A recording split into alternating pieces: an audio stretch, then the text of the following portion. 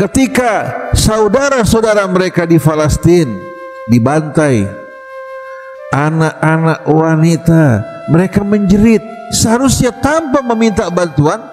Apabila sebahagian dari tubuh kita mengalami luka-luka, yang lain akan merasakan sakit.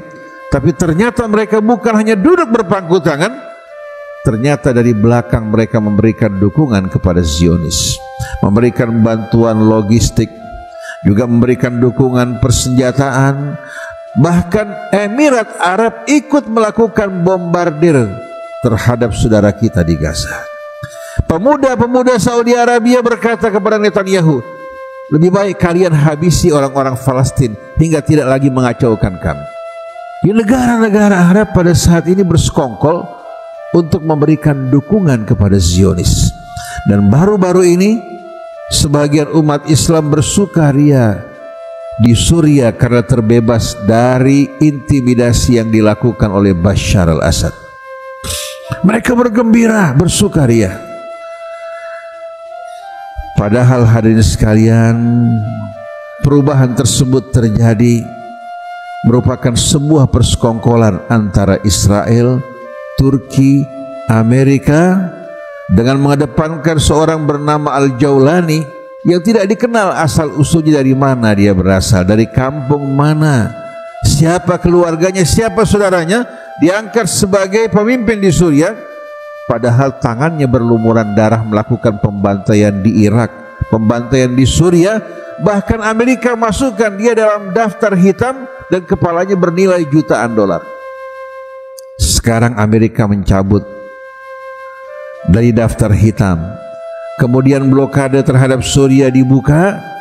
Tahu-tahu dari belakang Israel masuk melintasi perbatasan Suriah, melucuti pasukan Suriah dari senjata mereka, merusak sistem pertahanan udara mereka, hingga mendekati Damaskus pada jarak 14 km.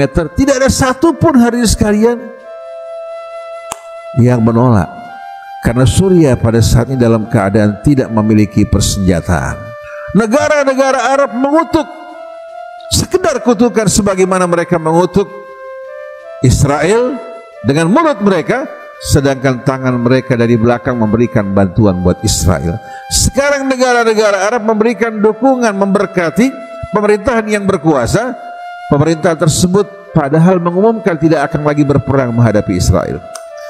Kemudian mereka meminta kepada pasukan-pasukan yang berlatih di Suriah dari para pejuang Palestina untuk menyerahkan senjata mereka. Mulai saat ini tidak lagi ada perang. Menguntungkan siapa hadirin sekalian perubahan ini? Umat Islam? Sama sekali tidak. Suriah telah berubah hadirin sekalian dari negara yang tadinya menentang Zionis, tidak pernah mau berhubungan dengan Zionis. Kita tahu Bashar Assad seorang diktator, tapi pada masa itu hadirin sekalian dia masih berhadapan dengan Israel. Saat ini mereka telah menetapkan untuk melakukan hubungan dengan Israel. Itu yang mereka janjikan apabila mereka menang.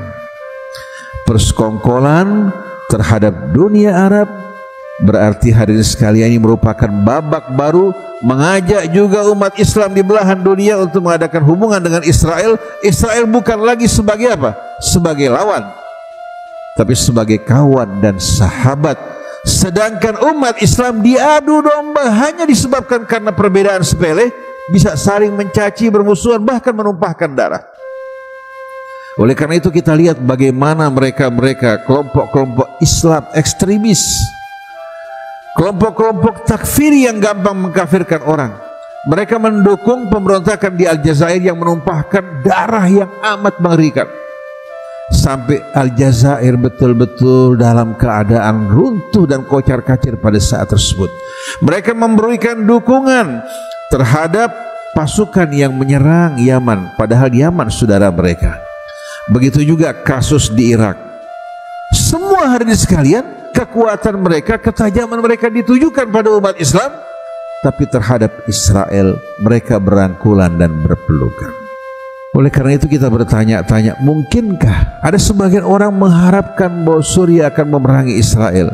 Mungkinkah Israel akan mendukung, membantu satu kekuatan yang akan memerangi mereka? Hasyalillah. Hanya orang-orang yang tidak waras yang berpikir semacam ini. Oleh karena itu saya terkenang pada ucapan Amirul Mukminin Umar bin Khattab radhiyallahu anhu. Ada yang meriwayatkan ini dari ucapan Nabi kita Muhammad sallallahu alaihi wasallam.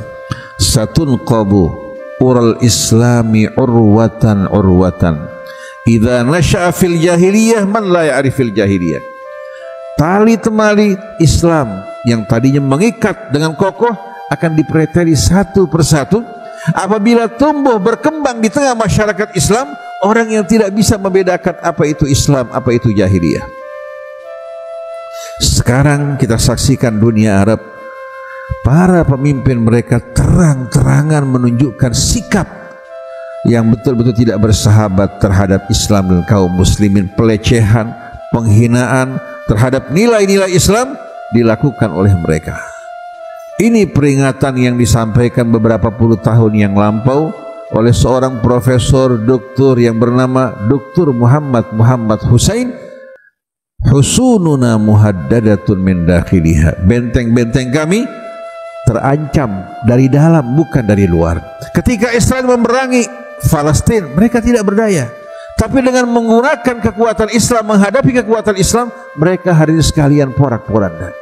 Nah, yang kita khawatirkan Indonesia, kalau sampai umat Islam mudah sekali dibakar, apalagi pada saat krisis ekonomi, mereka bisa hari sekali dibutakan dengan uang yang diberikan kepada mereka untuk menyebarkan fitnah kerusuhan. Dan pada saat ini kita jumpai di YouTube berbagai macam isu perpecahan sedang dikembangkan, tujuannya untuk membuat hari ini sekalian umat Islam membara. Maka dibutuhkan para pemimpin yang bijak, yang adil untuk mengingatkan masyarakat mengikuti ketentuan Allah, menggunakan akal sehat, dan jangan kita mau diadu domba untuk kepentingan kelompok-kelompok yang ingin mencari keuntungan. Akhirnya kita menjadi objek proxy war. Orang lain yang berperang, kita yang luka-luka dan binasa. Kita harus betul-betul menjaga negeri kita, menjaga bangsa kita, kesatuan kita, dan ingat, yang kuat hendaklah membantu yang lemah.